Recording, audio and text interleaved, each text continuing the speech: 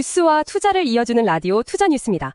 2025년 7월 15일 화요일 오늘의 뉴스 브리핑 바로 시작합니다. 첫 번째 소식은요. 네, 첫 소식은 K-그리드 관련입니다. 지금 미국에서 전력망 인프라 투자가 아주 대규모로 이루어지고 있고요. 또 AI 데이터 센터 수요가 폭증하면서 우리 국내 전력 기업들이 그야말로 초호황을 맞고 있습니다. 아, 미국 쪽 수요가 엄청나군요. 네, 맞아요. 효성중공업, LS일렉트릭, LS전선, 대한전선 이 4개 회사의 누적 수주 잔고만 해도 23조 4,500억 원. 이게 사상 최대치예요. 23조요? 정말 대단하네요. 그렇죠. 특히 그 미국 정부가 추진하는 330조 원 규모의 총전선 교체 사업이 있고요. 여기에 빅테크 기업들, 구글이나 아마존 같은 곳들의 데이터 센터 증설까지 맞물리면서 수요가 엄청납니다. 네네. 그래서 효성중공업 같은 경우는 미국 테네시 공장에서 만드는 765kV 초고압 변압기. 이게 지금 없어서 못 팔 정도라고 해요. 아, 그렇군요. 그럼 투자 포인트는 역시 미국 인프라 교체란 AI 수혜 이렇게 보면 되겠네요? 정확합니다. 관련 종목으로는 방금 말씀드린 효성중공업, LS일렉트릭, LS전선, 대한전선 이 4기업을 주목하시면 좋겠습니다. 네, 알겠습니다. 다음 소식은요? 이번엔 비트코인입니다. 거침이 없죠. 사상 처음으로 12만 달러를 돌파했습니다. 12만 달러요? 와. 네, 그래서 시가총액으로는 아마존을 제치고 이제 세계 5위 자산이 됐습니다. 이야, 정말 놀라운 상승세네요. 배경이 뭔가요? 그 트럼프 대통령 당선 이후 한 8개월 정도 됐는데 그 사이에 80% 가까이 급등했어요. 80%나요? 네. 미국 비트코인 현물 ETF로 자금이 계속 들어오고 있고요. 또 기업들도 계속 사들이고 있습니다. 이런 것들이 가격을 끌어올리는 거죠. 기관 자금 유입이 크군요. 맞습니다. 그리고 이번 주에 미국에서 크립토 위크라고 해서 관련 행사가 있는데 여기서 스테이블 코인 규제 법안 같은 것들이 처리될 수 있다는 기대감도 상당히 커지고 있습니다. 아, 제도권 편입에 대한 기대감이군요. 네. 그래서 투자 포인트는 이런 제도권 편입 가속화 기대감, 그리고 기관 자금 유입 지속 여부고요. 국내 관련주로는 아무래도 거래소죠. 업비트 운영하는 두나무, 그리고 코빗, 빗썸 코리아 이런 것들을 관심 있게 볼 필요가 있겠습니다. 네, 알겠습니다. 다음 소식입니다. SK온 소식인데요. 미국 조지아주에 있는 배터리 공장이 가동한 지 3년 만에 처음으로 100% 풀가동에 들어갔다고 합니다. 아, 드디어 풀가동이군요. 네, 총 12개 생산 라인이 전부 돌아가면서 연간 22기가와트? 이게 어느 정도냐면 전기차 약 30만 대 분량의 배터리를 생산할 수 있는 규모예요. 생산량이 상당하네요. 이유가 있겠죠. 네, 바로 옆에 현대차 조지아 신공장이 있거든요. 여기서 아이오닉5하고 곧 나올 아이오닉9 같은 전기차 양산이 이제 본격화되면서 배터리 수요가 확 늘어난 거죠. 아, 현대차와의 시너지가 크군요. 그렇죠. 북미 생산 거점이 안정화되고 또 현대차 그룹과의 연계 효과가 본격적으로 나타나는 거죠. 관련해서는 SK온은 물론이고 현대차, 기아, 그리고 배터리 소재를 공급하는 포스코 케미컬 등을 함께 보시면 좋겠습니다. 네, 잘 알겠습니다. 다음 소식은요? 이번에는 오픈 AI 소식인데 좀 우려스러운 내용입니다. 한때 생성형 AI 시장을 주도했던 오픈 AI가 최근 좀 어려움을 겪고 있다는 분석이 나오고 있어요. 오픈 AI가요? 어떤 어려움인데요? 일단 최대 투자자인 마이크로소프트하고의 관계에 좀 이상 기류가 있다는 얘기가 있고요. 더 심각한 건 핵심 인력들이 계속 빠져나가고 있다는 겁니다. 구글이나 메타 같은 경쟁사로 이직하는 거죠. 아, 인재 유출이 심각하군요. 네. 그리고 유망한 AI 스타트업 인수도 최근에 실패했고요. 기술 경쟁력 측면에서도 좀 우려가 나옵니다. 구글의 제미나이 같은 경쟁 모델 성능은 계속 좋아지는데 오픈 AI가 내놓기로 했던 자체 오픈소스 모델 출시는 지금 무기한 연기된 상태거든요. 기술 경쟁에서도 밀리는 모습이네요. 그렇죠. 그래서 이게 AI 시장 전체의 경쟁 구도 변화를 가져올 수도 있고요. 어쩌면 네이버나 카카오 같은 우리 국내 기업에게는 반사이익의 기회가 될 수도 있지 않을까 이런 관측도 나옵니다. 삼성전자나 LG전자 같은 대기업들도 이 상황을 예의주시해야 할 것 같습니다. 네, AI 시장 경쟁이 정말 치열하네요. 다섯 번째 소식입니다. 네, 국내 데이터 센터 시장에 대한 전망인데요.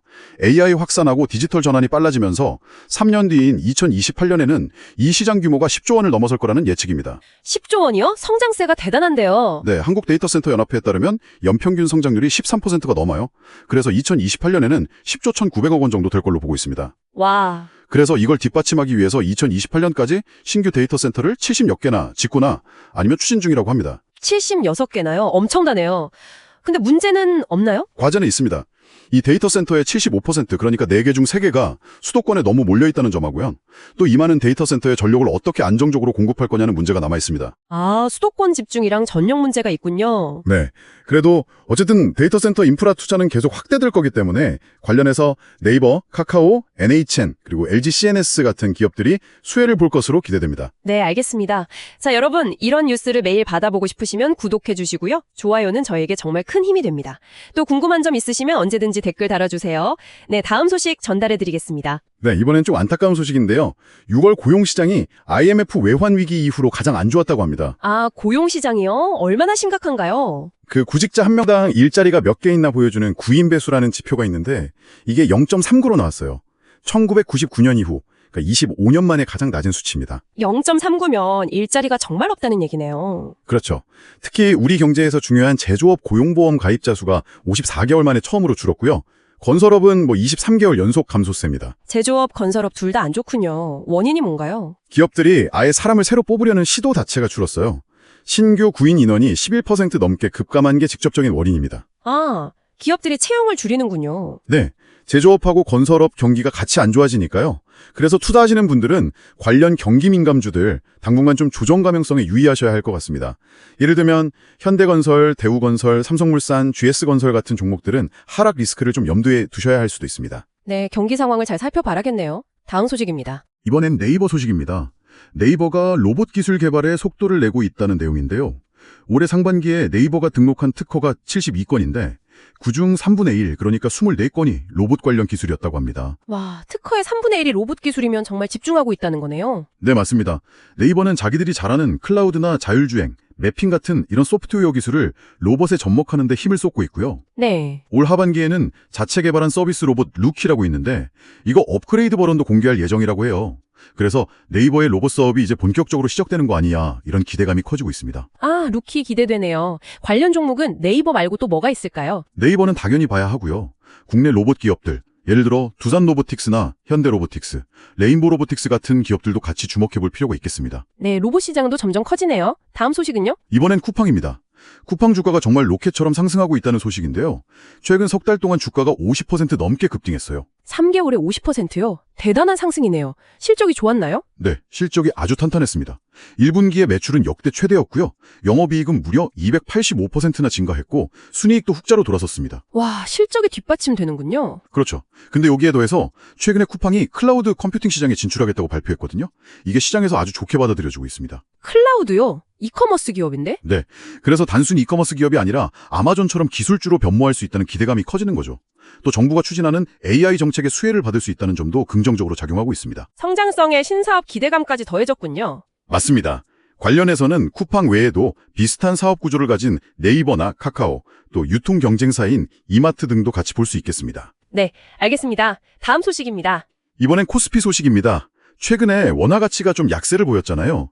그런데도 코스피는 아랑곳하지 않고 상승세를 이어가서 46개월 만에 3,200선을 넘어섰습니다. 네, 환율이 1,350원대인데도 지수는 계속 올랐죠. 신기하더라고요. 그렇죠. 이걸 환율과의 탈동조화 현상이라고 하는데요. 최근 원달러 환율은 1,350원대 박스권에 있었는데 코스피는 오히려 500포인트 넘게 급등했으니까요. 왜 그런 건가요? 정부가 추진하는 밸류업 같은 자본시장 개선책 효과가 좀 나타나고 있고요.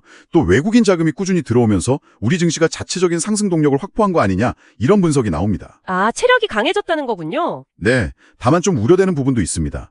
상장사들의 하반기 영업이익 전망치는 오히려 조금씩 내려가고 있거든요. 그래서 실물 경제하고 증시 사이에 괴리가 벌어질 가능성은 좀 주의해야 합니다. 네, 그 점은 유의해야겠네요. 그렇죠. 그래서 삼성전자나 SK하이닉스, 현대차, 포스코홀딩스 같은 시가총액 상위 종목들 움직임하고 외국인 수급 동향을 계속 잘 지켜봐야 합니다. 네, 잘 알겠습니다. 이제 마지막 소식이네요. 네, 마지막은 디스플레이 업계 소식입니다. 미국 국제무역위원회 ITC라고 하죠.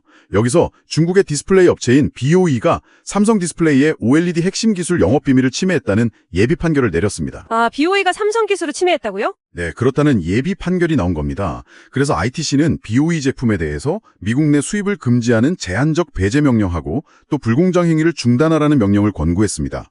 이게 최종 확정되면 어떻게 되나요? 오는 11월에 최종 판결이 예정되어 있는데요. 만약 이게 확정되면 BOE는 세계 최대 IT 시장인 미국의 OLED 패널을 팔 수 없게 됩니다. 타격이 아주 크겠죠? 네, 특히 애플 같은 고객사 영향도 크겠는데요. 맞습니다.